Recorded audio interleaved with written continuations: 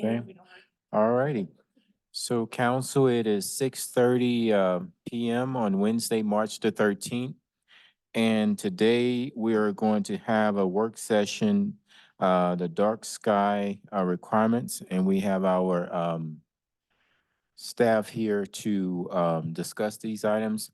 Now, just to be clear, during work session, in this work session, we're not having any public comments or any audience feedback or comments at this time from Zoom or the people here who are here. Am I correct in saying so? That is correct. We are kind of filling out if we want to change stuff in the future from a work session perspective, but for tonight, we're not quite prepared for that. But it's a good reminder though, that if individuals have ideas, thoughts, feedback, that at any time they can contact council. Your emails are online, or they can send an email to myself or the city clerk and we can send it to the whole group. Also, we're not voting tonight. So when it does come time for a vote, it will be during the regular meeting when there is public comments as well. So. Okay, sounds good. So I'll turn it over to staff. I do have a lot of slides, but I will try not to linger or take too much time. So I know there's obviously been a lot of questions and things like that. And I'll say this a handful of times tonight. This is really the beginning of the discussion and not the end, because this is definitely going to be a collaborative process.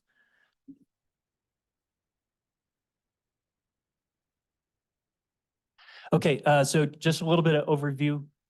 This is what we'll talk about tonight, how we got here. We'll talk a little bit about the Dark Skies Initiative and especially the local initiative. We'll get through some of the frequently asked questions first, because I think that will help kind of guide the conversation. We'll go through some of the high-level definitions and concepts. We'll go through a little bit what Planning Commission talked about and how that meeting went. We'll go through the text and then just some kind of other things to consider. Okay, so even though this is really the second time that this has been before the public, we've been working on this for a very long time. So SLV Go started their public outreach probably almost 3 years ago. And in fact, they had approached staff, and I think they had approached a handful of other counselors about kicking this ball off. When we met with SLV Go, we really encouraged them that, like, this should be a grassroots effort, so, work on building your support base, because, really this is, I think if it were to come straight from staff, it would just kind of be, I think, a governmental prerogative, and that's not really, I think, the spirit of what's being attempted. So over the last about 8 months now, we've been working with SLV Go, local sign expert, local lighting folks, the police department, and so we've really tried to get as much kind of initial input to have a framework to work off of. Our position, our staff position here has really been to facilitate a good discussion and to find something that makes sense. So in the past, I feel like a lot of the code amendments that we've taken to you are things we find needs or gaps in our land use code especially. So this one I think is a little bit different. So we're kind of coming from this more from a neutral perspective. And some of the things that we weigh as we kind of craft this framework to build on is, are these codes enforceable? And that's just kind of in the hypothetical and with our existing resources and expertise. Is it achievable, or can we get close to that end result? And does it, kind of further the legitimate public or governmental interest? So really, those are kind of the questions that we asked ourselves. So a little bit about Dark Sky. So Dark Sky, they used to be International Dark Sky Association, IDA. They're now Dark Skies International.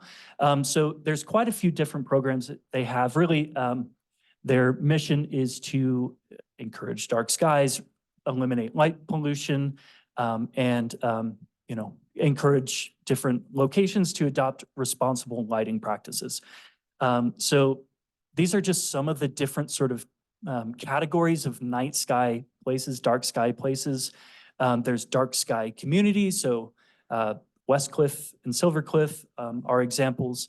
Dark sky parks, dark sky reserves, dark sky sanctuaries, dark sky places, or urban night sky places. I'm not the subject matter expert on the way that all of these kind of definitions break down, but the one that we're really talking about here is the dark sky reserve. So that's where Alamosa plays into this broader conversation. So as I mentioned, SLV Go has been working on this for about 3 years, working on a grassroots effort. So the Sangre de Cristo Dark Sky Reserve is a very, very large area, so it's 6,000 square miles. There's a core, which is the natural park and preserve, as well as the Sangre de Cristo Wilderness, and then there's the periphery. So the periphery is everything kind of surrounding it.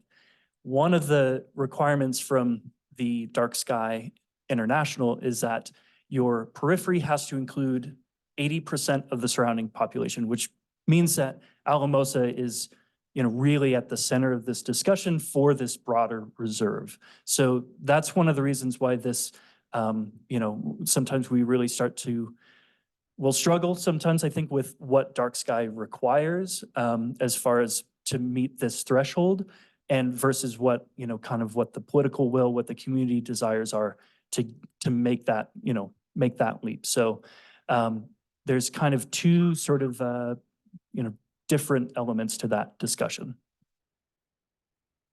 Okay, so just kind of the basic question, what are dark skies? Really, it's just unwanted light pollution. I think one of the things that a lot of people assume is that dark skies mean dark ground, which is not true. So dark skies is really just how do we make sure that light goes where it needs to, when it needs to, and in the appropriate amount. So that's really just kind of the fundamental objective with any sort of lowercase dark sky sort of initiative is just making sure light gets where it's intended to be, the right intensity at the right time. Okay, just a little bit about light pollution, and just hit one more time. I've got an animation here, I'm sorry.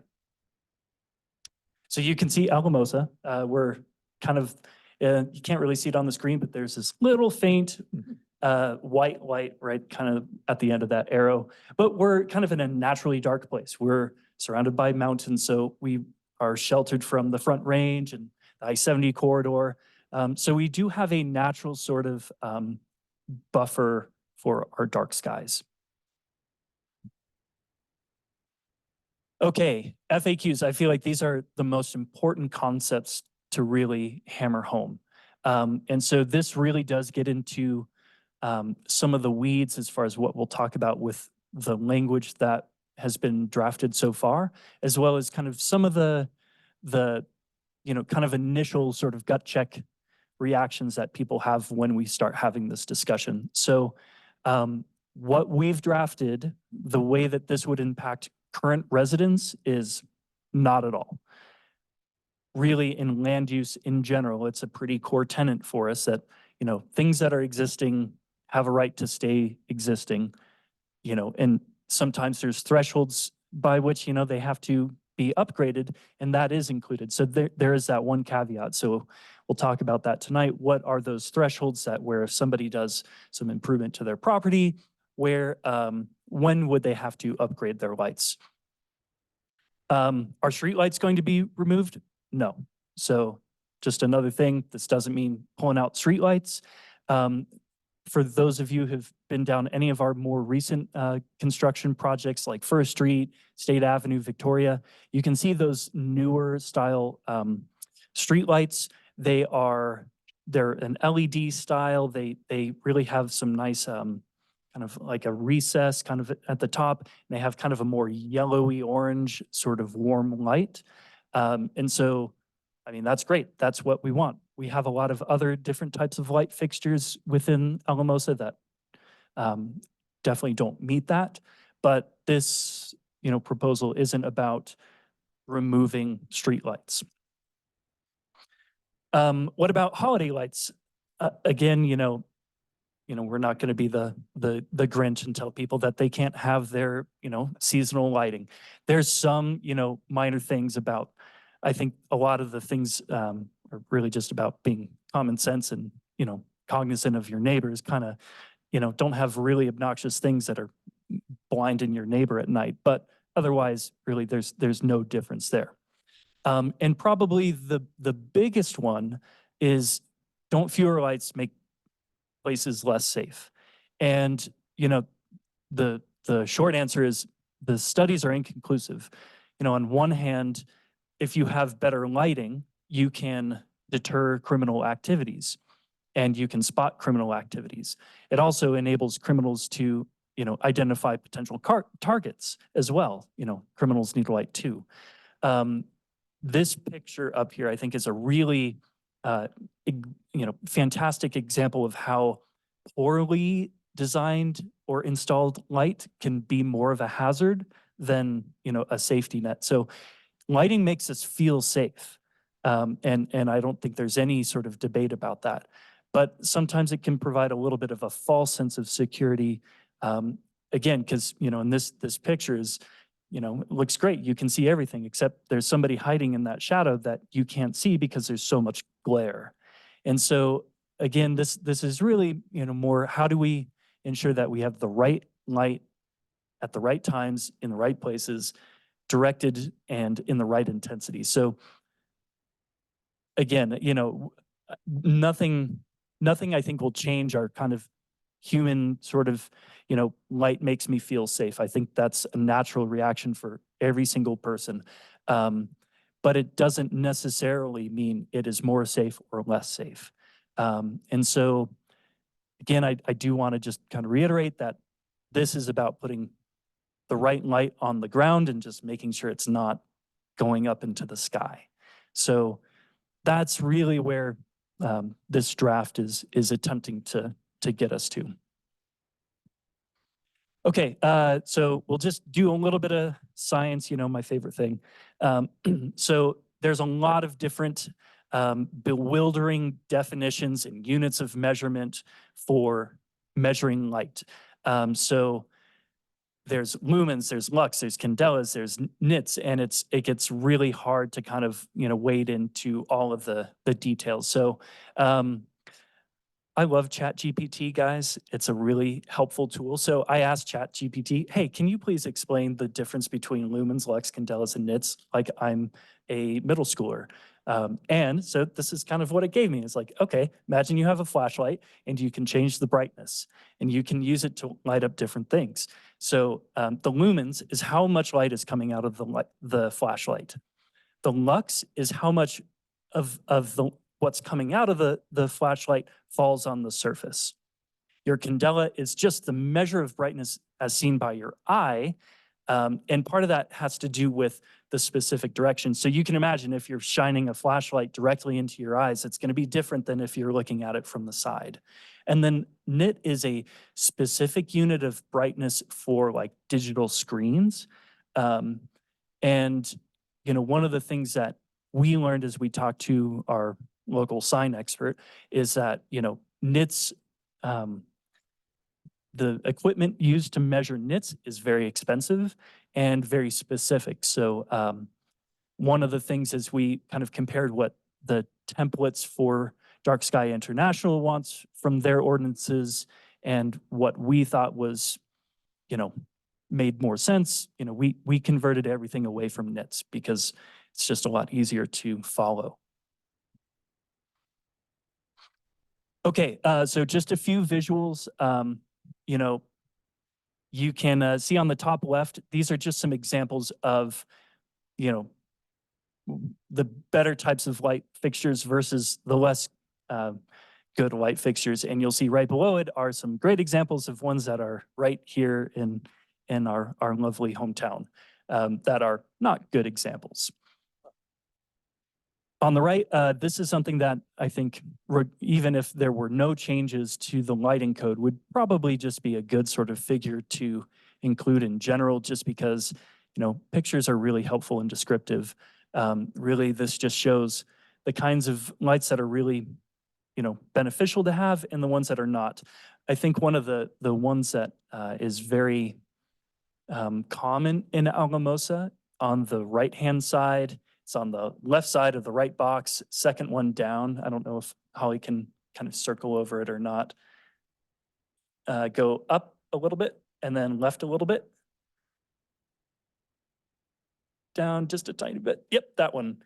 As I'm sure once you guys look at that, you'll drive home tonight, you'll see a million of them. So those I think are probably, one of the ones that, would ideally be converted over, some sort of time, voluntarily, ideally.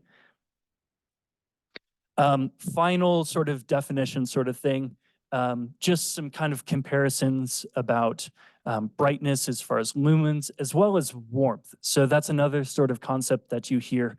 Kelvin is the unit of measurement for the brightness of light.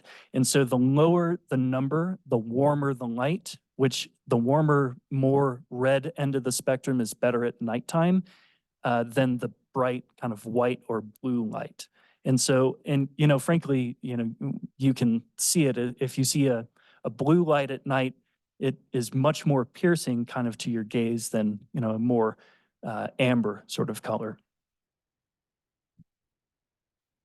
Okay, so honestly, we had, I think, maybe our best planning commission meeting we've had since I've been, with the planning commission.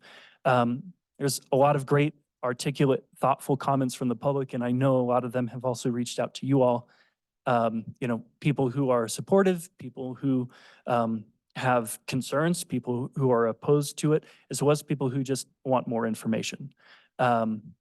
Some of the things that Planning Commission commented on is, what they would like a lighting survey. So, how do we measure where are we at in terms of Alamosa's light dome? What is our baseline? Anything that we do as far as, or would propose to do with signage would be very difficult, as well as anything that involves a lighting curfew. So in other words, if we required folks to design their signs a specific way or to have some sort of a curfew, that they had to turn their lights off an hour after close of business, very difficult. And there was, I think, just about every planning commissioner had a hard time with that concept. There's certainly concerns about enforcement capacity. It's one of the biggest things that we've talked about internally with Captain Mestis and Captain Spangler. And it's something that we've talked a lot about, internally as far as us and, with SLV Go as well. There were some concerns about if, you have a darker sort of community, does that increase the amount of wildlife or wildlife conflicts?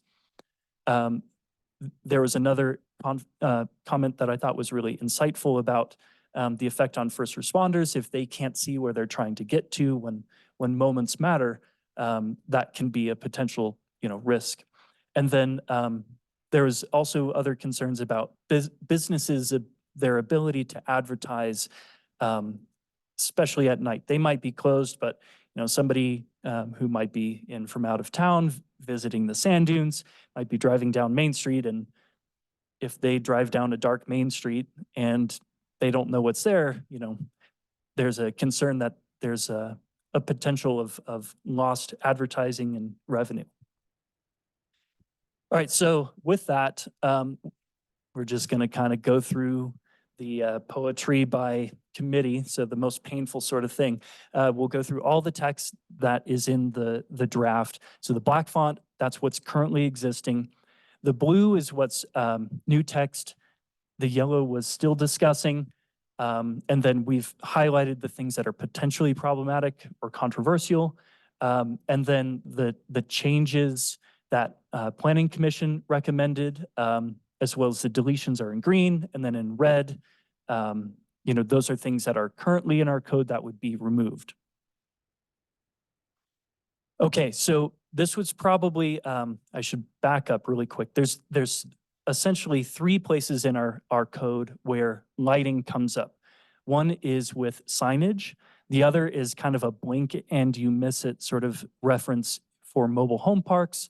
And then the other is our actual lighting standards. So really I think the biggest challenge and what we heard from the public comments, from the public was really revolved mostly around the signage. And so we're kind of starting there with, I would say, the most controversial stuff. So you can see that we highlighted it as controversial, and it is something that Planning Commission recommended removing. So essentially, this all revolves around internally lit signs. So if you have a sign that has it's a cabinet sign and it's got a light inside, this would require the sign to be turned off at a certain time. If it's open 24 hours, it would be an exception. And if you close at, so 10 p.m. or within 1 hour of your normal close otherwise. So if you close at 8, it'd be 9 o'clock where you have to have your sign off. We had originally, thank you. We had originally discussed putting in an exemption for the central business district.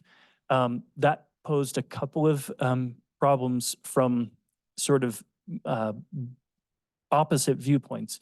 So Dark Sky International was pretty flat out against having any sort of exclusion for a particular area. So in their sort of viewpoint, that defeated the purpose of the broader reserve designation. And then some other sort of comments were made about, there shouldn't be any sort of special exclusion or exemption for certain, property businesses over others. So those were kind of two different sort of points that were brought up when Planning Commission was discussing this.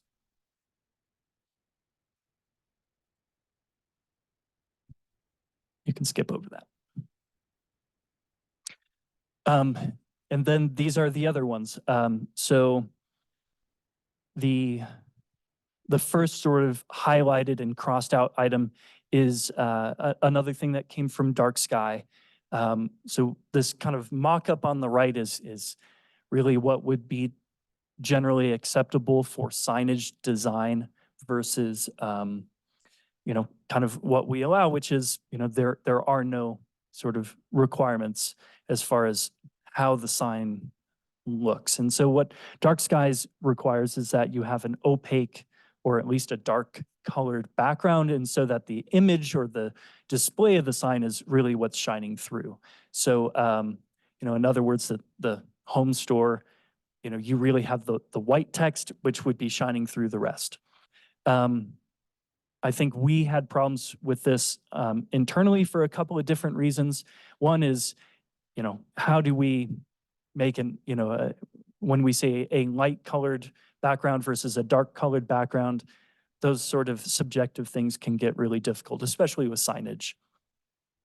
And then the other one was the maximum illumination level. So at the very bottom where it says 1700 lumens. So just to kind of give you an idea, the newest iPhone is about 1600 nits. And what that 1700 lumens converts to is 500 nits. So like thinking about a brand new iPhone, full blast brightness, it's about a third as bright as that. So fairly dim. So again, that was something that Planning Commission really was not in favor of supporting.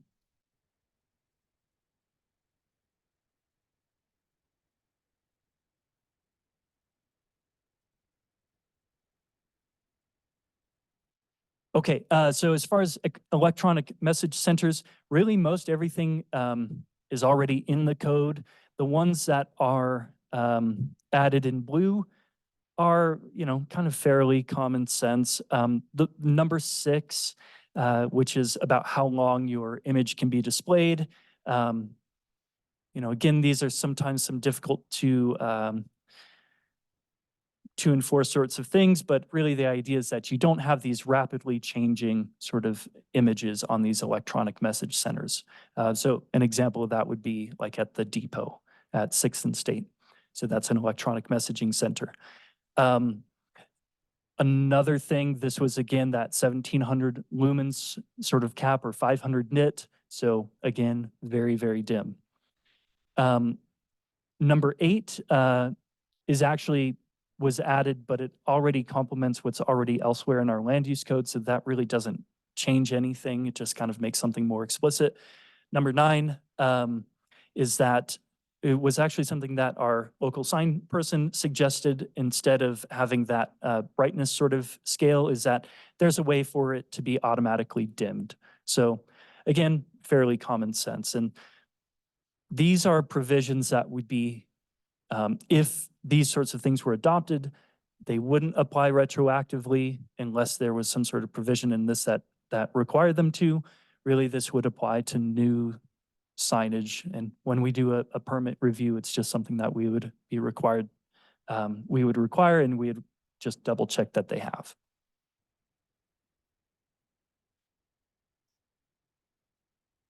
Okay, so this one, it's fairly minor. It's really just a clarification. This is from our manufactured home design standards. So it's just further specifying fully shielded and then referencing our actual lighting standards. So this one I don't think is very controversial. Okay, so now we get in kind of the meat and potatoes of the lighting standards. So, you know, this is just kind of your basic sort of preamble. I think, again, I think these are conceptually things that there's probably broad consensus on, that you use light when you need it, where you need it, and to the, you know, the extent that is practical. Some of these other things, as far as the Dark Sky International, you know, I mean, based on some of the comments that we've received from the public already, as well as the comments from Planning Commission, you know, I don't think that there's probably political support to enact some of these requirements that would be necessary for Dark Sky International.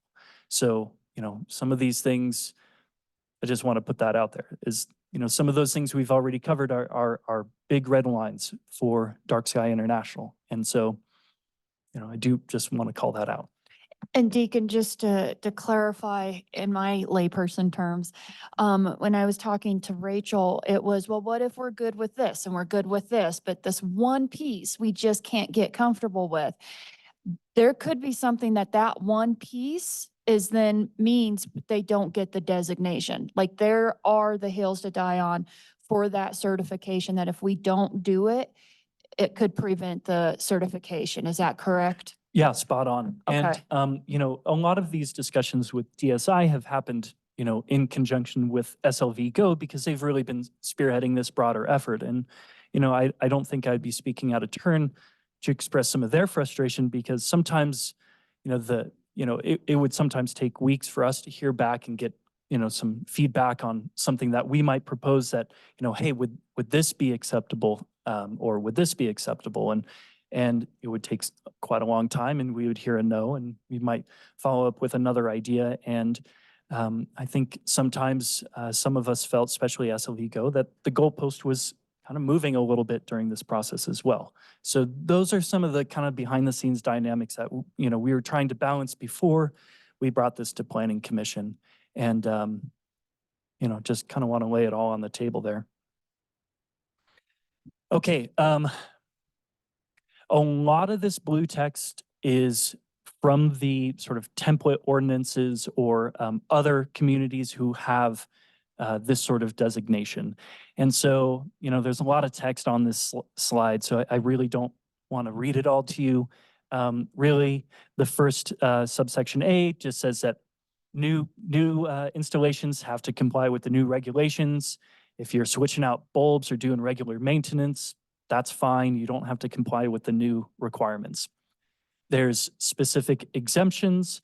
So there's temporary lighting, such as for, you know, nighttime construction, any lighting that's required to be installed, like stoplights and other lighting for maybe sensitive infrastructure. So, you could think of something like, transform station or the water treatment plant.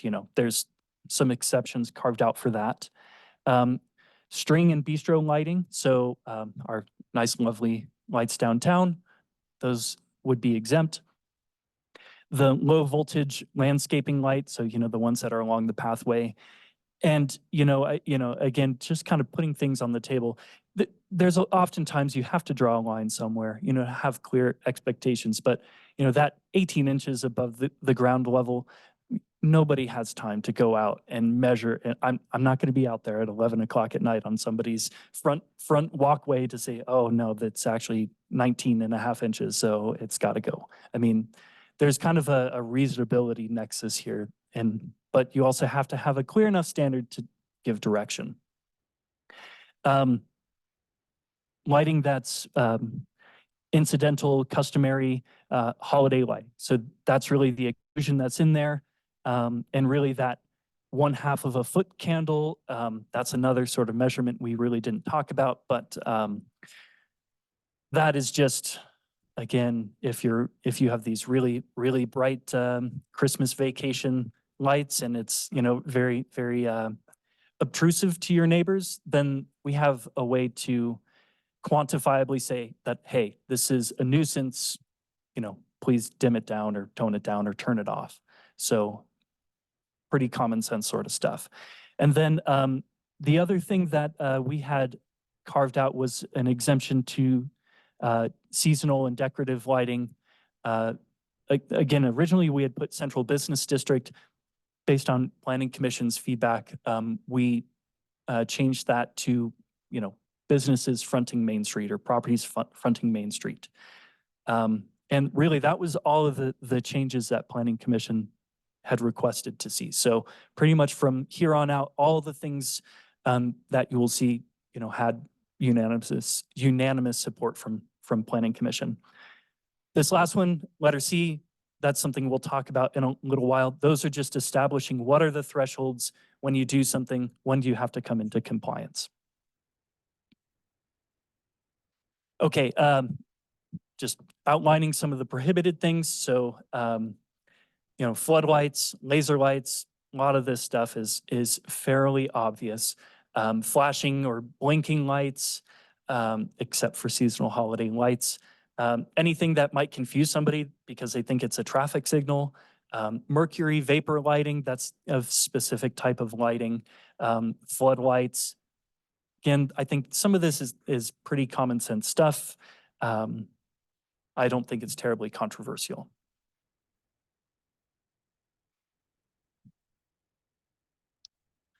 So this is something that we can require, like if we get a building permit, especially for a commercial institution, I mean, we have enough latitude to be able to say, hey, we need to see what lighting information you have.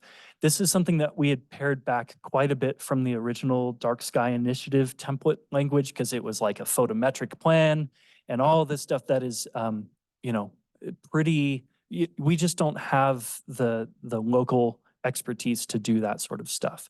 So really what this just says is, we need enough information to make sure that you're complying with the standards. It can be the cut sheet, so like the manufacturer's standards. It can be a picture of the box. We just need enough information to be able to say, yep, you're in the clear. Okay, so next up we have, this was a little bit of a kind of jostling up some of the layout of this specific section. So this one is specific to outdoor lighting. And recreational lighting is going to be something that's somewhat separate. Really, a lot of it is fairly the same. It just adds specific sort of thresholds as far as requiring light to be fully shielded, directed downward towards the ground. So whether it's shielded by some sort of a hood or the actual lampshade is sort of designed to be that way. There's also some exemptions for, you know, unshielded or partially shielded lights. So 500 lumens, those are, you know, like a 60-watt light bulb. So fairly dim. Or if you have, you know, just a light that's only about 8 feet. So, you know, remember one of our earlier slides that showed the different sorts of lighting that are preferable.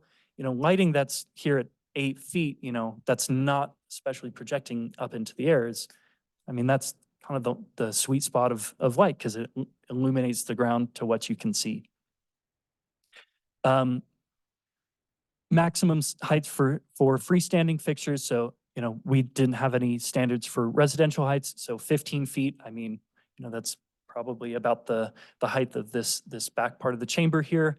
I don't know a lot of people who have residential lights that are that tall. Some folks do.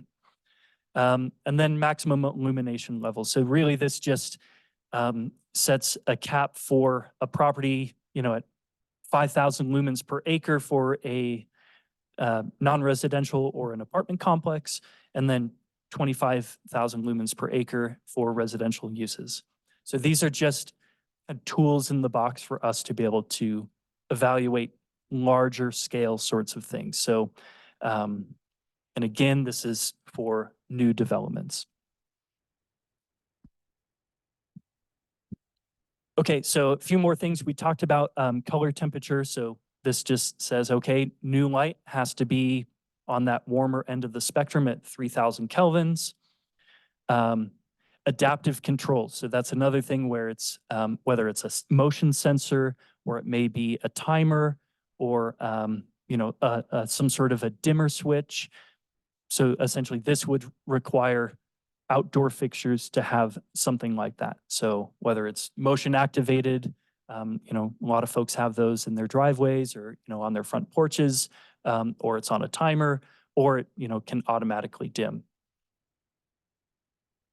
Flagpole lighting, again, this one is somewhat of a common sense sort of thing where, you know, if you have a light on your flagpole, the light should be shining from the top down and not the bottom up. We talked about earlier, you know, pictures are worth 1,000 words. So this is just something that we would want to include in the code just for clarity, just to give people an idea and some examples of what would be acceptable and what would not be acceptable.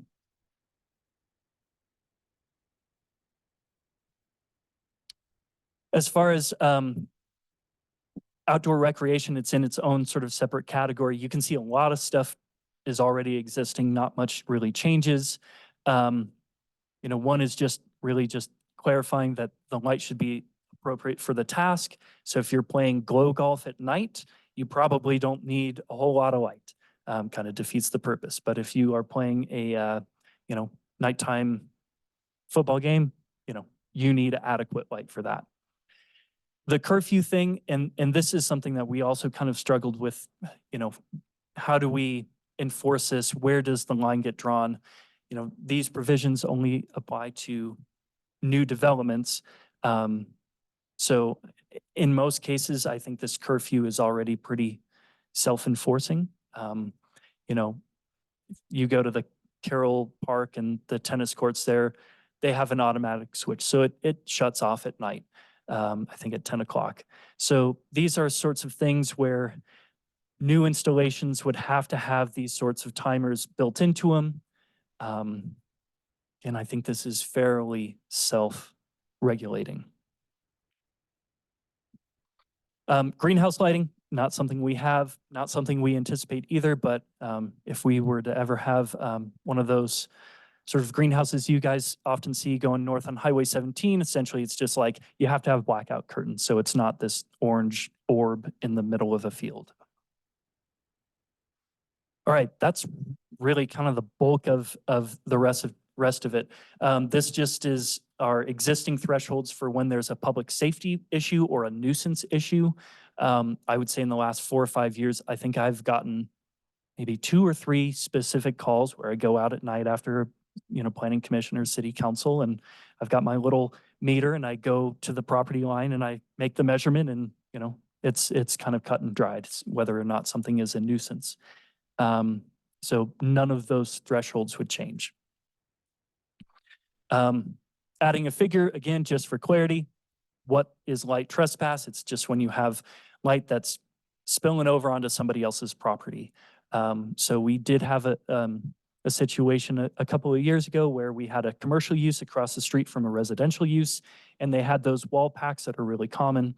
And it was just blaring into this poor person's front window. And you go out there at night and it's like, you can kind of immediately see that, you can see why they might not be very happy about it. So this is just, again, something to help add some clarity to something that already exists. So this is where we start talking about the thresholds. So you can see there's already a threshold in our land use code. I'll be honest, I don't think that threshold would ever be hit.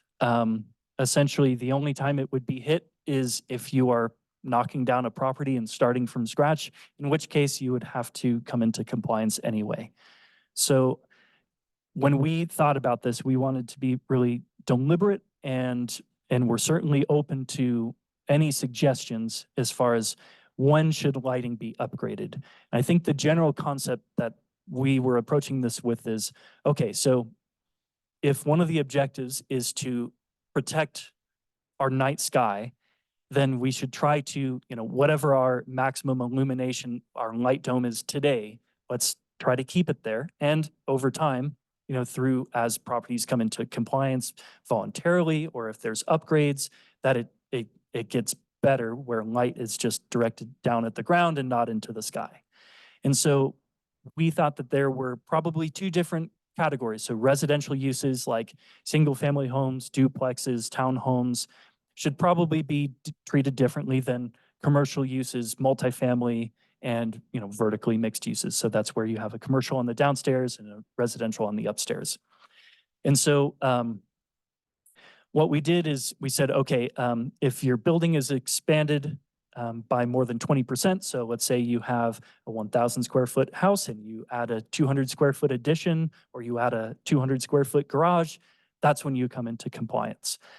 One of the things is, I think if we all just kind of did a little mental count about how many outdoor fixtures we have on our, individual properties, it's usually not that many. And, really fixtures are not terribly incredibly expensive for the residential stuff. And so we wanted to make sure that there was some sort of threshold that could be achieved, but also wasn't just going to punish people every time they wanted to do something. And then the other one was if there's any sort of upgrade. So, let's say it was a huge interior remodel and it, let's say your house was appraised at $200,000 and all of a sudden it's now worth $400,000. In that case, you would also be required. That one's probably a threshold that's never going to be met. I have a hard time imagining that.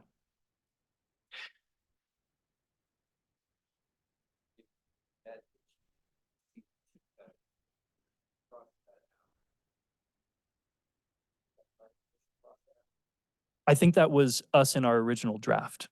So the current language says 2 times the value. And so that was something that we 2 times the value would, if we went from, a $200,000 house to a $600,000 house, that's probably a threshold that will, yeah.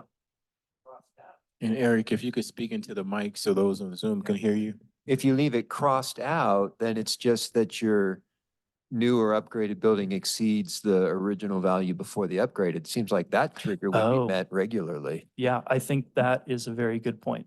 That's not what we intended to write. Thank you. What did you ask, Ty? I asked Eric to speak into the mic so that those on Zoom could hear him. I don't think he knew his mic wasn't on. Oh, okay. I thought it was you asking the question before. My bad. I'm sorry. Okay. Good catch. Thank you very much.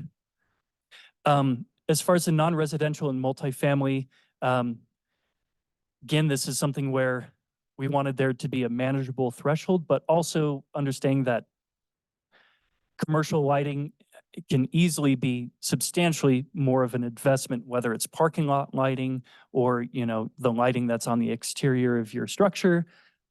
So we wanted to be very cognizant of that. So when your floor area grows by 10%, most commercial properties are already built out to their maximum extent.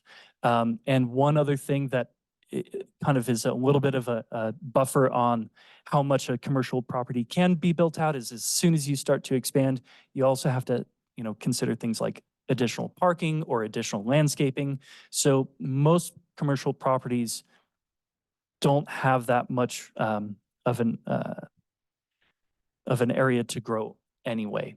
But again, you know, these thresholds are things that are certainly up for discussion. The other, Really quick, I'm not gonna get into a reading comprehension battle with you because you're a better reader. But I think that the way that is worded is really awkward. But it does technically mean if the value of the improvement exceeds the value of the property. So you have $100,000 house and you're doing $100,000 worth of improvements, or more than $100,000 worth of improvements, is the way that we have always read it. And so if it needs to be wordsmithed, we can, but that was the intent. And I think it's IDA wording, but that is how our interpretation of it. So it's not just like, if you have $100,000 house and you add, you know, $20 worth of improvements, you've exceeded 100% of the house. It's, you're actually doing $100,000 worth of improvements to a $100,000 house, is how we've read it. Okay. And that means if you were doing that, you would have to replace what's in the house. Is that what it's saying? Yes, that would be the goal there, is just that if you're putting a value to the improvements on your house that basically doubles the value of your home, then you'd get in a position where you'd have to replace the light fixtures. So it's a potential to happen. It's not impossible like the previous standard, but it's also pretty unlikely. It would be a rarity that you'd end up having to replace all your lighting, exterior lighting. So But Deacon Is and that Rachel- a rarity when we have the value of some of these homes in town more than doubling? I mean, I know for a fact there's several homes that were, you know, bought or built under $100,000 that are now worth $300,000. That's still How gonna does help that you. apply? That would help you. So it would just mean that the value of your home would be more. And so it would be even harder to reach that threshold. So someone's house going up just because the appraisal's going up isn't going to trigger this. So we would go off of whatever the value is at that point in time before the improvements, and then what the improvements are based on that. But a house going up in value just because of the appraisal going up doesn't impact this. Well, and it's improvements. Well, It's yeah. doing something extra to your house that makes your house better, Exactly. and the value of that. So if your house is worth more and you do a valuable improvement, it's harder and harder the bar to reach. We're trying to, and we did fix our definitions as part of this process, and Deacon will go over that at the end so that we can clarify what we mean by value. So Deacon and Rachel, before we go any further, are you getting closer to the end of your presentation before we open up for questions? Or are you wanting questions right now? Would you prefer we wait till you finish and then open it up for questions? I've got 3 more slides after this. Okay, Pretty so close. we'll hold off until he finished the presentation, and then we'll open it up for questions so we won't get sidetracked. And I promise the last ones will go fast. Thank you. So the value of the new construction for non-residential would be 50%. So really, a potential example of this would be City Market, just underwent a very large internal remodel. I don't know if that value would have exceeded 50% of the original value. I'd have to look, but those are the levels of improvements that would typically happen for a property. Now, it's not impossible, you know, but also one of the things that we think about are, you know, commercial lighting is typically more impactful in the broad scheme of things than residential. But again, these are open discussion points.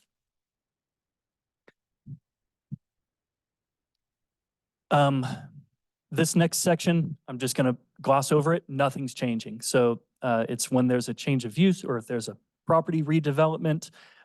So nothing has changed in the rest of this.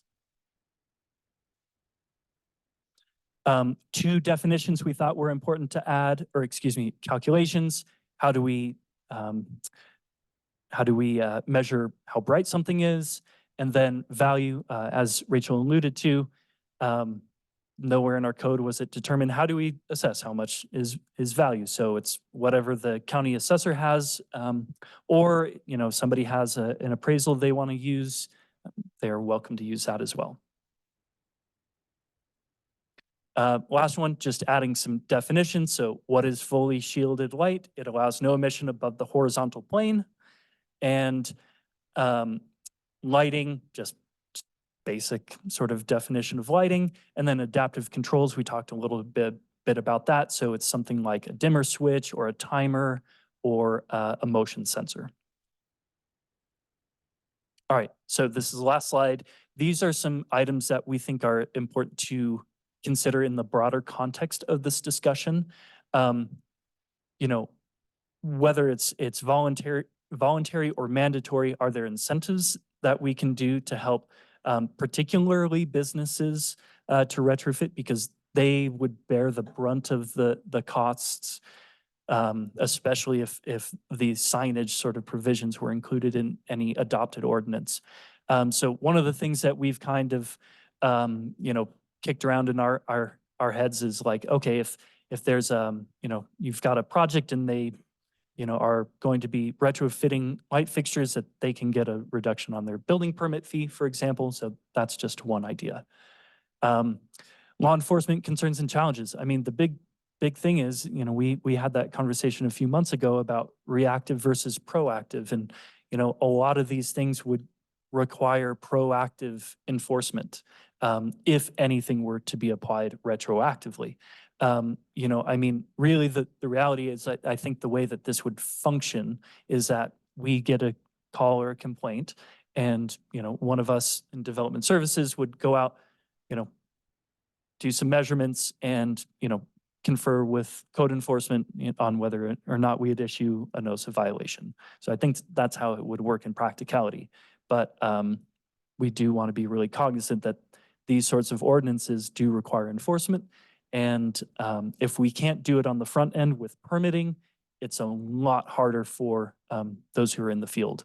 And especially when we start talking about things that are really only happening at night, there's only a handful of officers who are on duty, and they're not our code enforcement officers, they're our regular patrolmen. So, that is, I think, an important concept in this discussion. And then, I think in general, if the city does want to participate, in some retrofits, a lot of our decorative lights, particularly downtown and here in Cole Park, are pretty glaring. They're of what not to do for fixtures. So that certainly comes with a cost as far as doing that. So that's something that should also be, I think, considered as you discuss things. And that's the last I have. Okay, we got a couple of lights on.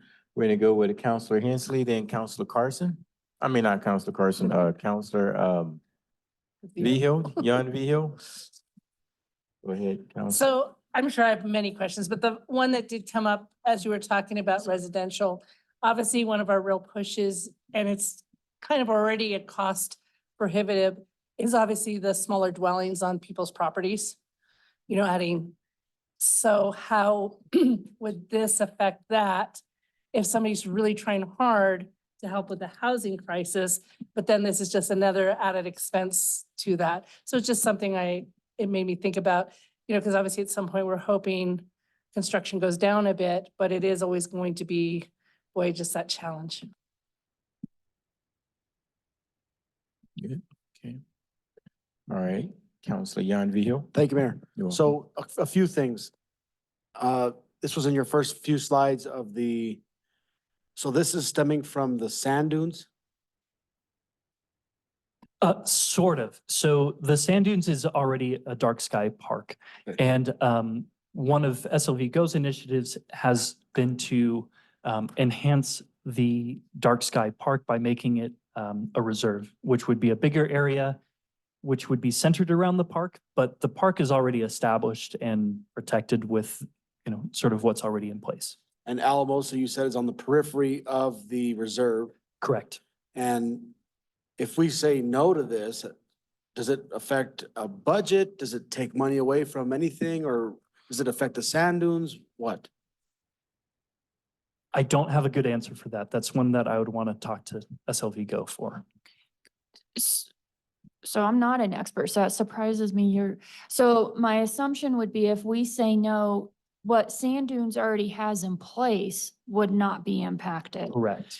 But the extension of it to make it a reserve, the bigger area, since we would be that 80%, then there's a strong chance that that kills that initiative. Correct. And- Sorry. I think But I that's might what have- you would want to confirm? I Or think you it- feel like that you feel confident in saying that? I don't know about the funding aspect, if there's any sort of financial incentives attached to the park or anything of that nature. So if you were to summarize, because I know they've done a lot of outreach in regards to why they want to look at pursuing this. I'm thinking from a quality of life perspective, tourism, that there's a lot of tourism that this can attract, type of situation. It's tied to the outdoors, hence SLV Go, that type of stuff. Is there anything else I'm missing from what their focus has been on? Yeah, I think that there's multiple sort of things such as health and well-being, circadian rhythm and people's quality of sleep. Certainly the impacts on wildlife have been mentioned. Also energy savings as far as more efficiency and using light where you need it, when you need it, and not wasting light and energy. So there's a handful of other things on. Okay, on top but of we that. just don't know the answer to the funding, if there's Right. any funding benefits to Right. having this. Right. Thank you for that. And then, does this affect light that comes from within a building out? So that's one thing that we didn't address in this ordinance. So the short answer is no. This doesn't affect light that comes, that's shining out. There are, I think, some push within the Dark Sky International to also have those sorts of restrictions. One thing that we've kind of discussed internally is that it doesn't really scale well to our community. We're not Aspen, where people have 3-story houses with huge bay windows and light just shining out.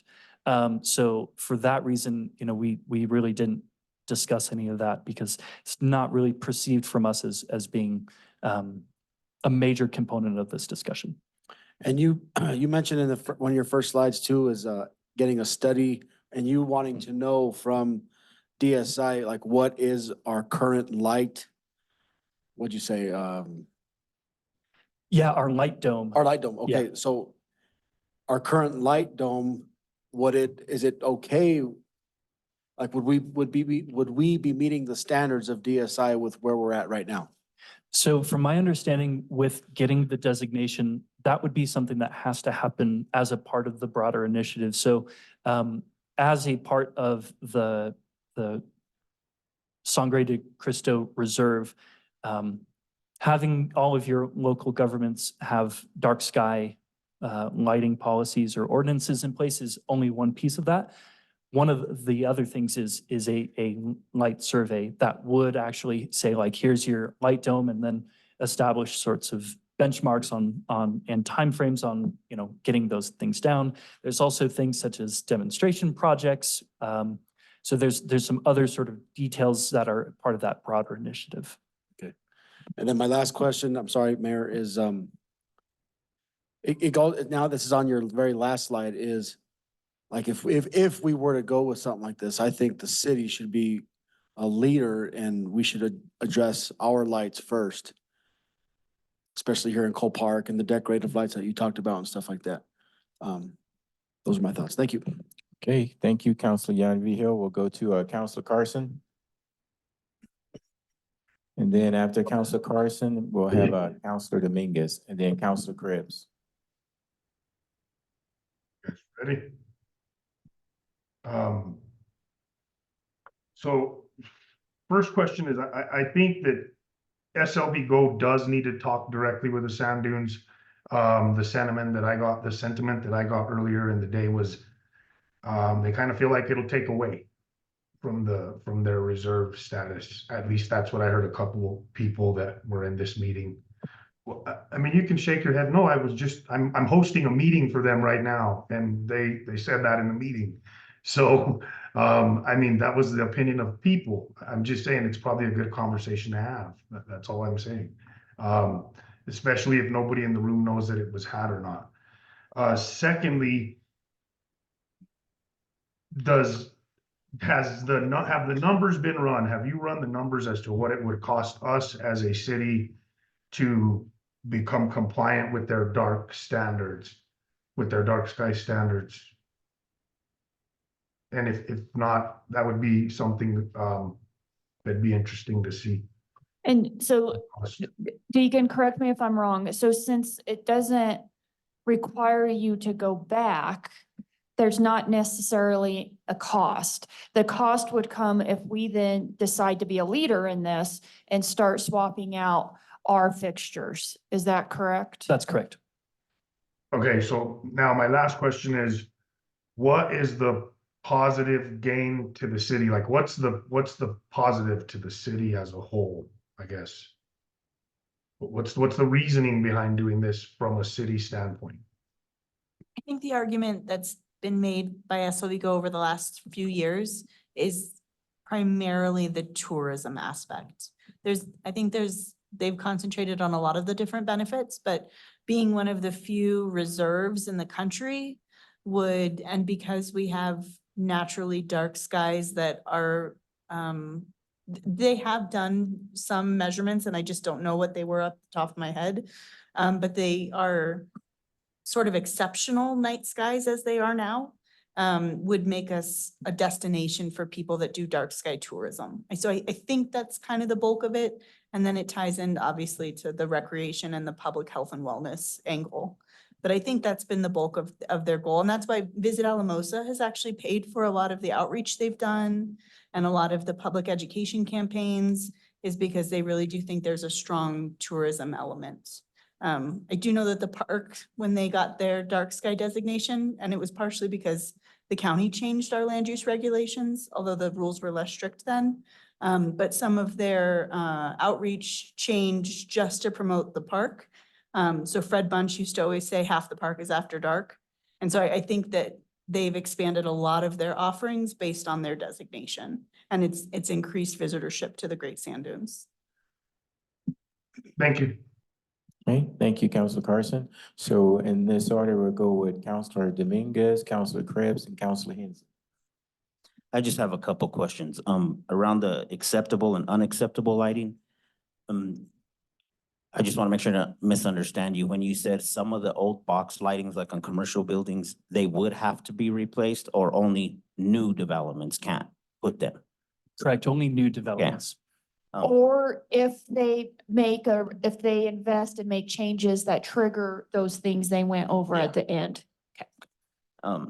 The second one is, does DSI have a history, or I don't know how long they've been around, but if they move to different codes, does everybody under them have to, like in the future, could we be sidetracked by additional things that come under their regulations and have to change? So under my understanding, the track that SLV Go is pursuing is under an older iteration of dark skies regulations.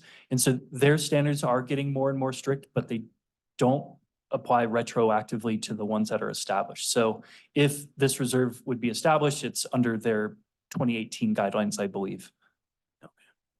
And for the businesses, if they do have signs that they invested in, they don't have to change them. Only new businesses coming in have to, right?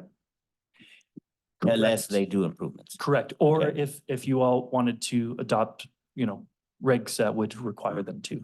That's all I have. Thank you. Or if there were the curfew thing that got adopted, that would apply to existing businesses as well.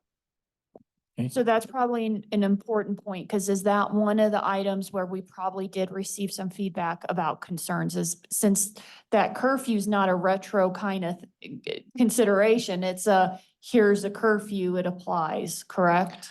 That's correct. And, that was another thing that we really struggled with on enforcement, because, if one thing is, if there was a curfew established for signage, it's very difficult to only apply it to new ones and probably unfair. But on the flip side, it's also incredibly difficult or, expensive and problematic for existing businesses to make some sort of retrofit. And so in the version that we took to Planning Commission, we had a placeholder date that said by this date, existing signage would have to come into compliance. Again, that's only if that were to be adopted in the final version. And I don't think that there's the political or public support for that. And when you say that, that's the curfew? And then is that a line in the sand though for designation? It is. So if you come into compliance, does the curfew still apply?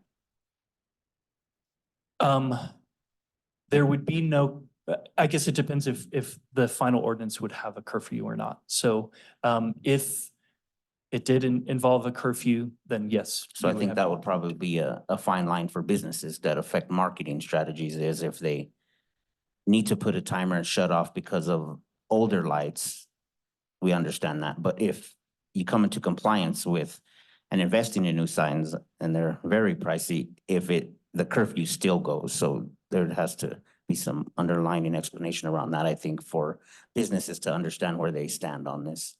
Just to clarify, the stuff that is in green from the planning commission is what staff is recommending. So the text, we included the original text, and we also want council to understand that SLB Go may not, because it was the goal of several council members to help SLB Go to achieve their designation. And so we wanted to be clear that this is the language that IDA wants us to adopt.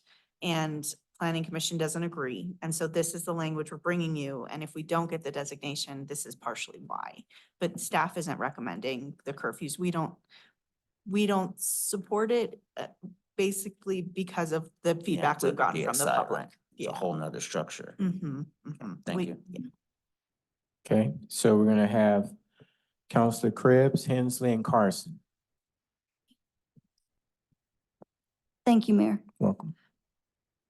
I have a little more than a few questions. I'm so sorry. First of all, thank you guys. This is a ton of information. And it shows how much work you've put into and you've poured over the codes. So I think we all appreciate the work that you've put into this. Having said that, so just jumping right in, it sounds like we're a city in one of 8 counties. And so has there been any other feedback from any of the other counties about similar issues that we're discussing tonight? The land use administrator for Alamosa County was at our planning commission and he very bluntly said, they're waiting for us, because they kind of want to see how it goes with us first. And I don't want to speak for other, places around the valley, but, Crestone is already a dark sky community. So, they're already in compliance. So some communities and jurisdictions seem to be wanting to see how this plays out with us first. Okay. And you mentioned that it doesn't impact residences. It seems like it would impact commercial structures. So it wouldn't affect anything existing across the board, whether it's residential or commercial. All new, so if, there's a new duplex that would build, it would still have to comply to the new outdoor lighting standards. I think it's the threshold of achievability is a lot easier though, because it's really just the difference between, you're at Alamosa, building supply and you pick this one instead of that one. And, but of course with the commercial entities, it's a bigger impact for sure.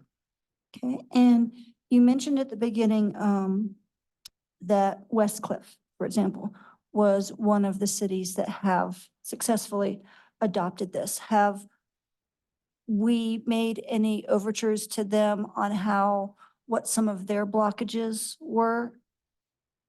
So, much to probably SLV Go's dismay, they are certainly always willing to have the conversation. One of the challenges that we had kind of internally with that is the scalability. One of the things, and they're a more strict sort of, dark sky community, which is a stricter threshold. you know, it's a much smaller community. Okay. And, you know, when you look at either median income values or home values, you know, there's a pretty stark difference Okay. that we didn't feel is necessarily appropriate to have their, I don't want to say not have their feedback, but it was less comparable to in our minds because of just some of the realities that we have of a community our size. And there frankly just aren't there's some that are around our size, but the statistics behind those communities are much different than ours. you So know. it wouldn't be an apples to apples I don't comparison? think so. Okay. But we can definitely reach out to them if you'd like. So I saw that one of the things crossed through, kind of a line in the sand, was the commercial signage of new ones, the lumens. And you mentioned it, but we also had to go into detail about definitions of lumens versus nits. And does SLV Go or does the city have an example of a sign that meets that regulation that would be more of a visual for people? You know, when we were discussing this work session, we had this idea to, you know, try to dim one of our TV screens. We just didn't quite get that done. Okay. Because it would be really helpful. Like I say, that kind of that best comparable that I could come up with is, you know, like your smartphone about a third of the way bright is kind of what that comparableness is. Okay. And I should also just clarify that the way that nits are measured is in you know, a per square inch, I believe, or Mhm. square centimeter, something like that. And so, you know, obviously the amount of light coming from a cell phone is a smaller area, but it would be the comparable brightness. Of course, the other thing to bear in mind there is if the ambient light at night around a sign is significantly lower, then the sign doesn't need to be as bright to be seen. So it may seem dim because we're used to all this light. And if you decrease that light, then maybe it doesn't look so dim when you're looking. I mean, it's hard to visualize. And that would be my suggestion is, and just up for discussion, it's one of those where it looks like that you've made a lot of positive changes where you can in the policies and the codes. And there are some hard lines that at this point in time, you know, we have to, because of our size and because of the businesses and such, we'd have to take a closer look at, but it doesn't mean it's necessarily dead in the water in the sense of, okay, if the signage is an issue, let's get a few signs and let's show people what they look like, for example, that kind of thing.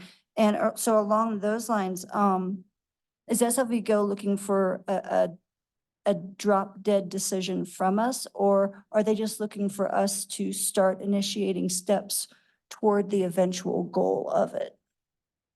I don't want to put any words in their mouths, but certainly you know, this has been a very long-going project for them. And so, you know, this is, you know, if this goes kind of the way the Planning Commission has recommended and kind of where the political will is, that's certainly a disappointment.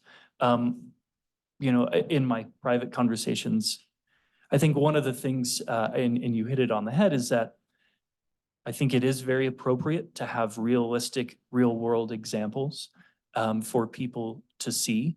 You know, one of the things that I can't help but notice with a lot of this conversation is a lot of the comments are fear-based. And I think that fear is typically based in you know, a perception of either what the end result would be or how that would be achieved. And so to me, the way that can, you know, be either proved or disproven is just kind of through a more steady collaborative effort.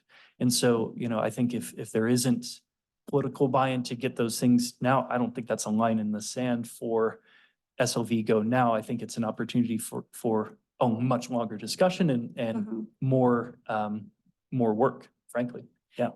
But at some point, there needs to be a decision. Mhm. So if they're gonna get the certification, there will have to be a decision by council on the codes. Okay, yeah. And my last point, Mayor, is I'm agreeing with, Counselor Hill that I agree that the city should be a leader in any changes that we make to help support dark skies, but keeping the fiscal in mind. And so if it's something that we build into a 5 or 10-year plan to change out lights as we go, I'm more supportive of that than a very large change. But that's all I have. Thank you. Okay, thank you, Counselor Krebs. We have Counselor Hensley, followed by Counselor Carson. So as vice president of Visit Alamosa and the board, so I've obviously been very involved in a lot of this. So I apologize if when I nodded my head, it came across the wrong way. But Fred Bunch is also on our board. Obviously, he would love to have us put this through. It's not going to affect the classification the Sand Dunes has. But yes, he would, it's obviously going to help. And so there is that crossover, and I'm sure he is pushing for it, but it's not going to change their classification and stuff. With that being said, a couple of things. So being probably understanding it. So we were talking about, I do know they have a hard deadline to hit that 18 because those rules are changing. I don't know what they are. I haven't kept up on it, but so that question came up. The next one is way more stringent.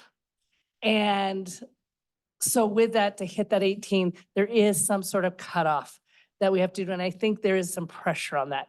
I haven't heard the latest, but just giving a little feedback on that from what I know from that. Also, the other thing that I've understood, and I think we've said it, but just to be really clear, is that curfew is a line in the sand. And so I think from an economic development and just the things that we're trying to do. And so a lot of people have spent quite a bit of money for those signages and things like that.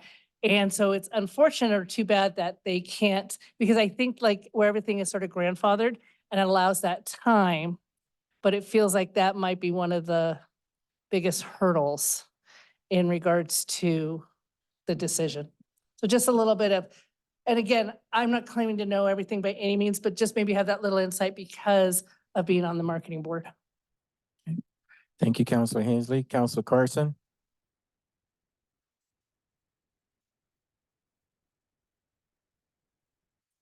You're up, Counselor So, Carson. no, I heard you. I just had to check on these people.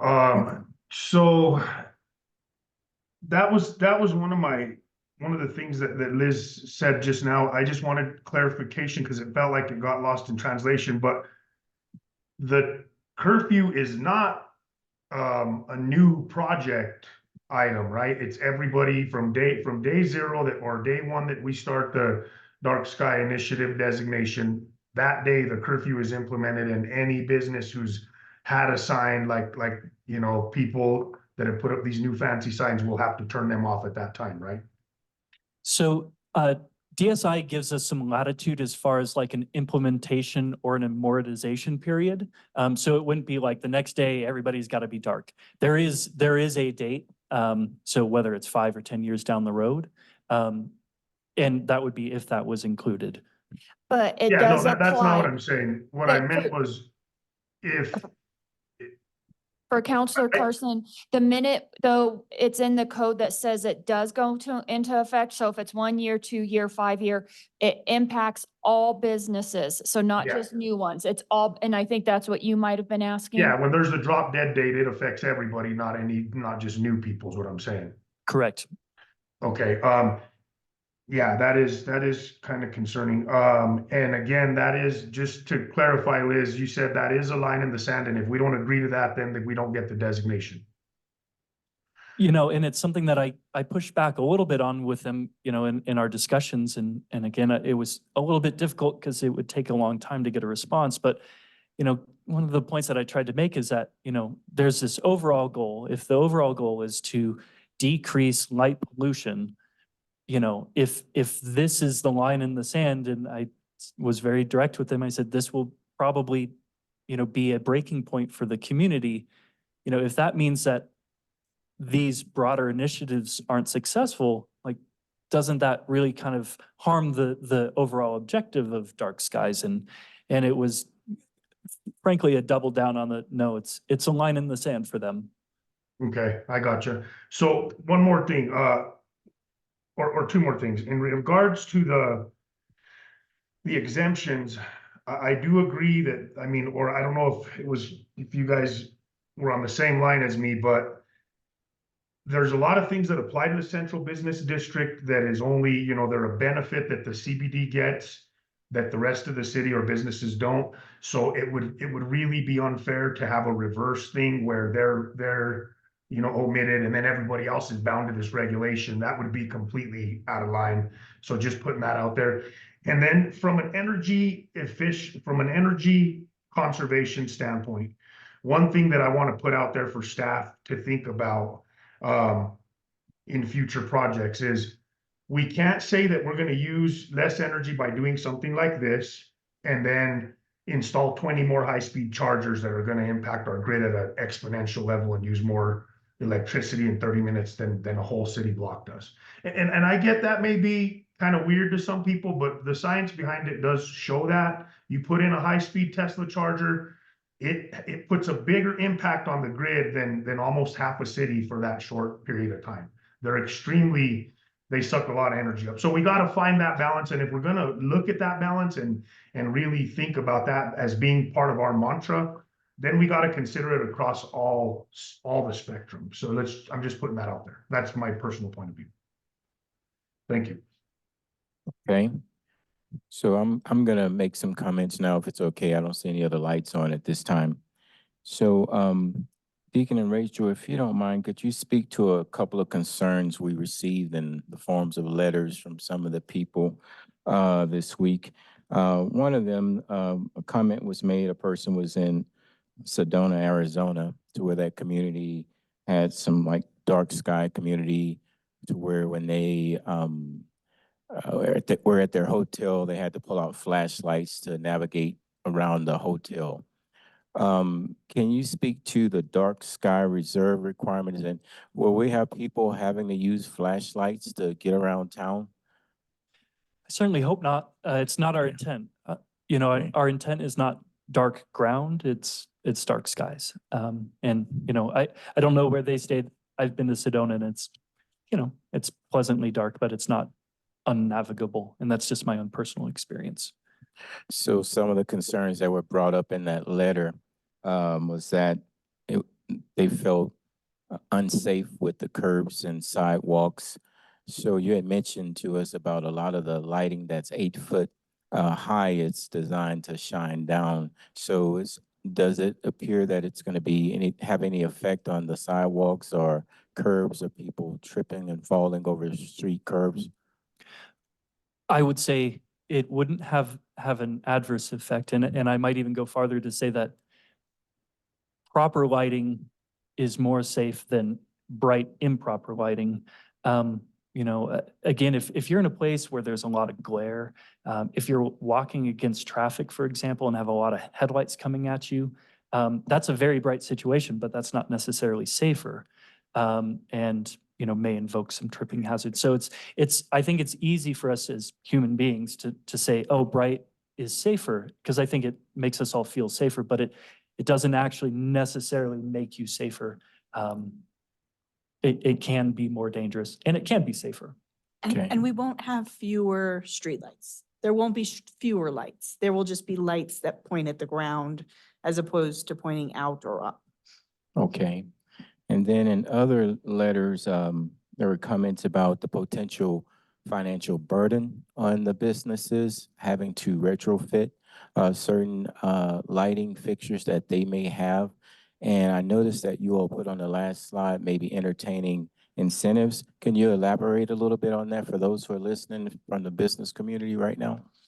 So it's kind of just a harebrained idea, I'll be honest. And I think one of the things that we genuinely wanted to at least have some sort of an idea for a solution is that, you know, again, these wouldn't apply to any existing businesses. So if that's the case, it is either an occasion where they are triggering an upgrade or they're doing it voluntarily. And I think voluntarily is the way that we all prefer to go. You know, we saw success, for example, with the watering restrictions in 2018 where it was voluntary. So I think people, given the choice, will generally do, you know, things that are prudent, and maybe it's not immediate, but as the opportunity arises. And so, you know, the electrical permitting is not something that the city does. But if there is an overall sort of, you know, if there is an addition or some sort of building permit that's pulled, whether it's for residential or non-residential, that doesn't meet that threshold, I think it's fully reasonable to ask ourselves, is there some sort of incentive? If this is a goal that we want as a community to pursue, how can we try to lessen that burden? And so, you know, the permit valuations are permit costs are based on your valuation. So the more expensive your work is, the more your permit costs. And so how that scale would work, I haven't fully considered, but I think it at least merits some consideration. Okay. And the city in Excel has had several upgraded LED lights across the city. I guess because a lot of the concerns from people in the in our residential communities, how would some of those lighting fixtures, would they have to be changed, or would we still be able to keep those lighting fixtures that we have on those poles right now? So really, as far as like our Excel streetlights, they really kind of ours to decide what to do with. So if city council wanted to appropriate funds to retrofit existing poles, for example, you know, pretty much all of the Carroll subdivision, so from like Carroll Street North has these kind of acorn type ones. I also believe the golf course has those. There's also parts of town that have, you know, a different sort of kind of a arm, you know, sort of a kind of bulbous sort of shape. I don't know what it's actually called.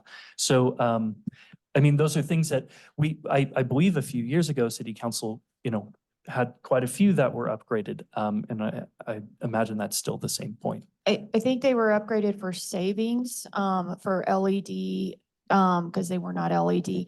So, but correct me if I'm wrong, Deacon, they don't meet the standards now. And so it wouldn't force us to change them, but it would be up to council to talk about how do we want to change them type of thing. That's correct. Okay. Heather, will did you say also- they don't meet the standard? I thought they The did. LED ones do.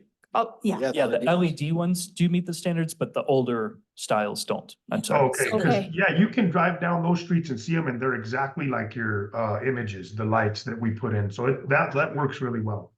And it is an industry shift. So the lights that we put in both of our new parking lots that we built last summer are all dark night sky friendly, and they were just the most affordable option.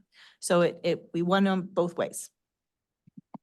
Okay, and I also receive comments from people who really do believe that the dark sky reserve would benefit the community in the form of tourism. I don't want everyone to think that this is just one-sided, that there's a lot of people who don't want us to do this. There are a lot of people in the community as well who really can see the benefits of us becoming a dark sky reserve. The other question I have is, you mentioned fines for violators. Are there any fines right now? I don't know if you mentioned it or not, but you mentioned to where there's sometimes people will make complaints and then you have to go out there and measure the lighting. What are the consequences? What's in place right now to regulate that, and what are other fines, if any? So we really, you know, when it comes to land use enforcement issues, we want compliance and not fines. And, you know, sometimes compliance takes a long time. Sometimes it takes a lot of effort, because we understand that sometimes these things are expensive or problematic. And so we do try to give some deference to those sorts of situations. Obviously, when it's impacting somebody else, like a neighbor, you know, we want to see that happen more quickly. The example that I gave earlier with the the commercial use across the street from a residence. All they did was they had a piece of kind of sheet metal and they bent it and they screwed it on their parking lot lights and fixed it. And it wasn't a big deal. They didn't go to court. They weren't fined. So our approach is really, let's try to get you into compliance. Typically, the next stage of that is if they're not in compliance, we usually issue a summons to court for a failure to abate. And then it's at the judge's discretion. But really, we just want compliance. Okay. I have Ms. Sanchez, and then I'll make my final comment, and then we'll go to Counselor Hensley. So if the curfew is a line in the sand, is the time? Like, could we say 1 AM and it feels more amenable to businesses? Because maybe most people are not driving around at 1 AM. I don't recall if there is a time restriction. I believe there was, it was 11 or midnight. Kind of looking for a head nod. I'm sorry. Okay. Yeah. I was just trying to I think think there is of an- a way to yeah. try to accept a line in the sand, but make it more amenable type of thing. I think the only amenable solution to that specific line is having a very extended date for compliance. I think that's the only way we could really get around it. And Yeah, I don't think that could happen. thank you. Okay. So I'm just gonna make my final Sorry. question, and then we'll go to Counselor Hensley, okay? So it looks like, and it feels like a lot of the other surrounding community members, as well as the county, they're looking to see what we do and how we take the lead and move forward. My question is, if the city decides to move forward and implement these requirements to meet the dark sky reserve requirements, and other communities decide not to, what kind of impact would that have? It all really hinges on that 80%. And so I think we are a very large chunk of that. I think Salida is number 2 within that area. And after that, I mean, we're just talking about small communities, Hooper, Mosca, Moffett, Crestone, which is already compliant, Poncha Springs, Howard, Westcliff, Texas Creek. I mean, like most of those are very small. So Salida is really the only other large sort of community on the. Let on me the ask field. it a Okay. different way as well. Can they meet it if all the other communities say yes and we say no? They cannot. Okay, thank you for putting it that way. I appreciate that. And so Western, like Monte Vista, Del Norte, they're not in the area? Correct. So it only really kind of splits Alamosa County in half. We could certainly pull up the map as well, but yeah, it really just, the line kind of ends with Alamosa. We're on the edge of the periphery. Okay, all right, that's very helpful. Counselor Hensley?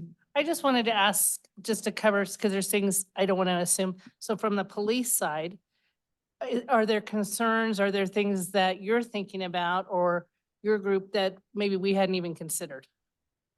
So no, Deacon probably most likely covered it all. Was just the enforcement part of it.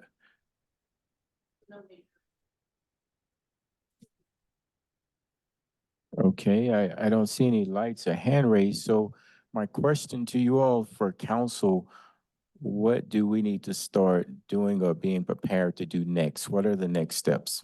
So I'm thinking, given Liz's information, we probably need to reconnect with SLV Go, find out where some of these hard deadlines are. How far can we push the curfew from a time? If there is some time, I'm kind of hearing maybe some thoughts of additional outreach to businesses, maybe type of situation in partnership with SLV Go.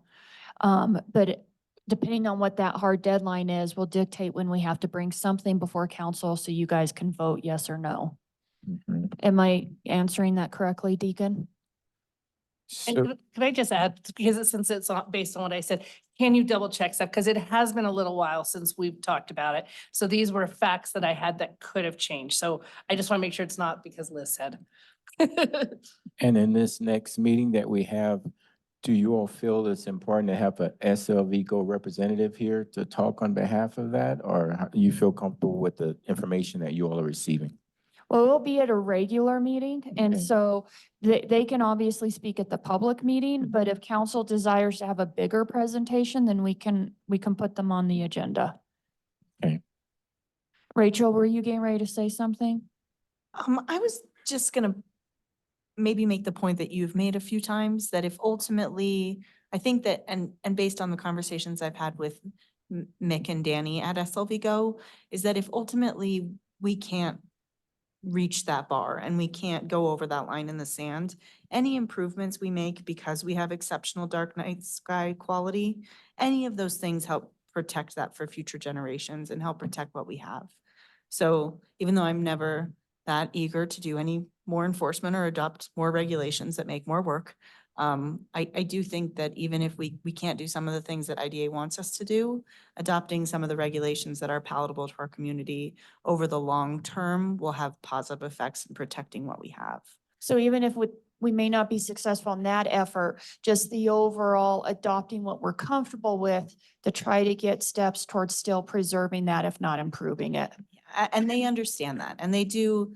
To be honest, the planning commission, even though again, it was probably our best planning commission we've ever had in terms of public input. SLV Go employees had already had some conversations with downtown business owners and really understood the gravity of what they were asking in terms of signage. And so I think that they understand now on a different level how much work and energy and time and money goes into those signs. And I think they still would like to see us adopt some regulations to protect our night skies. Okay, we have Counselor Dominguez. I just want a clarification. The deadline, it's the deciding factor of being in two different restriction areas, right? That's how I understood it. And the way I understood how you understood it is if we miss this deadline, then we have to go through the process where it's even more restrictive and probably push up more against community public will. Okay. And if I might add, one of the things that kind of surprised me that wasn't required in this are parking lots. And when I think about the overall impact of signage versus parking lots, you can see the Walmart parking lot from an awful long ways away, but that's not included in this. You know, and there's places that have lots of valuable assets on their you know, on their grounds. Car dealerships are a perfect example where they have a lot of lighting to protect their assets, and this is not included in that. And so to me, from a just kind of a logical point of view, is like, that's the hill that IDA or DSI wants to die on. It didn't make sense to me, but there it is. Okay, and I have one final question for Captain Maestas. And some of the comments that we received from people, a lot of their comments seems to portray that darker communities allow for more crime or promotes more opportunity for crime. Can you speak to that? I mean, crime is a moment of opportunity, so whether there's light or no light, I mean, that availability, whether you're gonna commit that crime to steal something from that person is still there, irregardless if there's light or no light.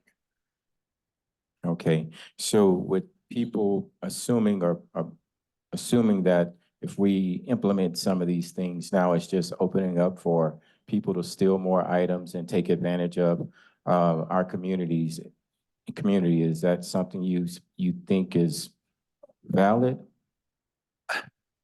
No, not entirely, because like I said, it's a crime of opportunity. So if a person is needing something and they can sell that item for a quick buck, they're gonna do it irregardless. I don't foresee it impacting us any more than it already has. Okay, thank you. Okay, yes, Council Krebs? Thank you. Because I know we're wrapping up, and so I guess for me, my thoughts around it is, as Deacon said, change is hard and dimming lights sounds scary, but and in a community that this size, that's never really been asked to do a project of this immenseness. But we're also a council that leads and does things that other communities don't, to see how it goes. I think we've heard a ton of information, and it sounds like a lot of it is already going into play or getting written into play, which is only going to benefit the community.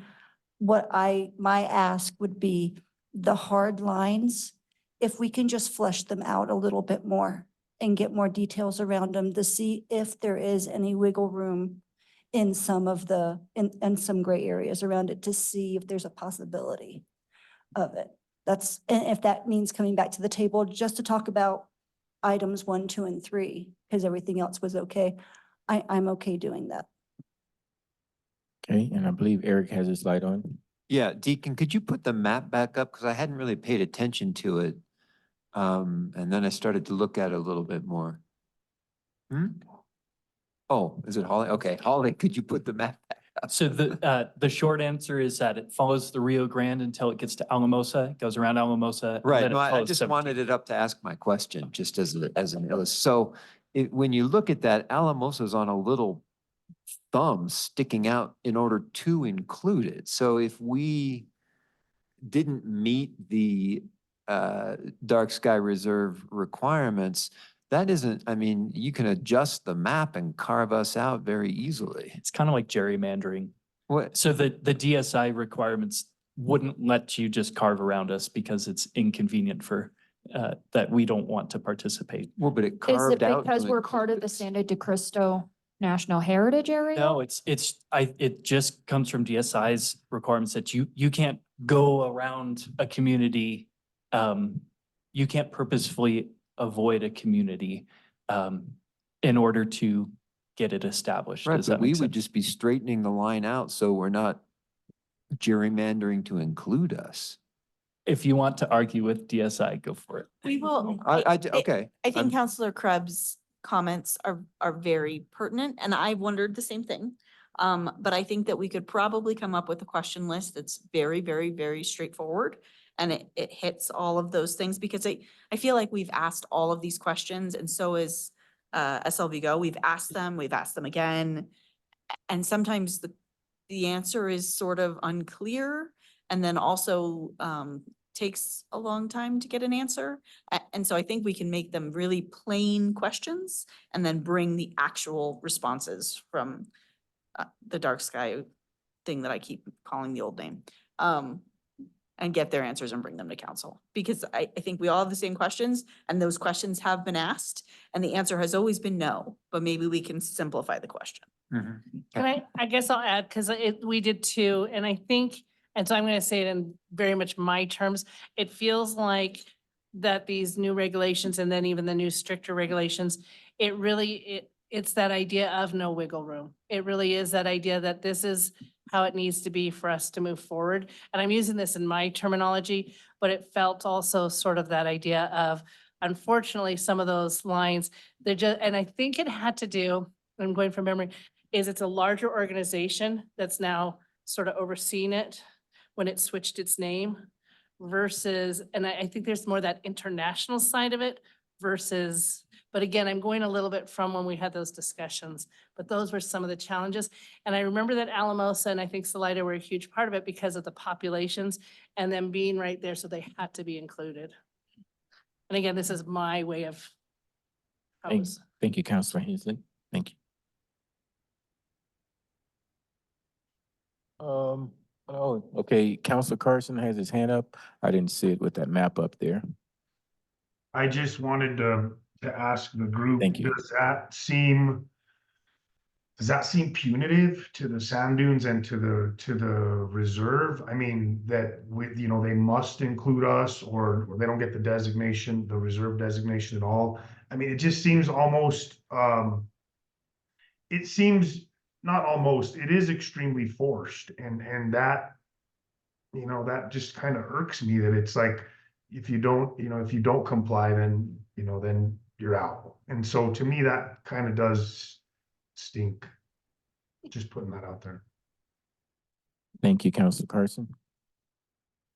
Okay, I don't see any other red lights.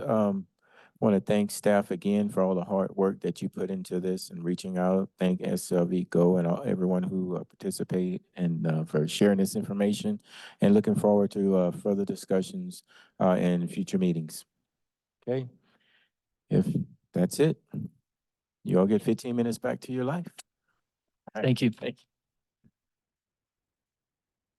Thanks.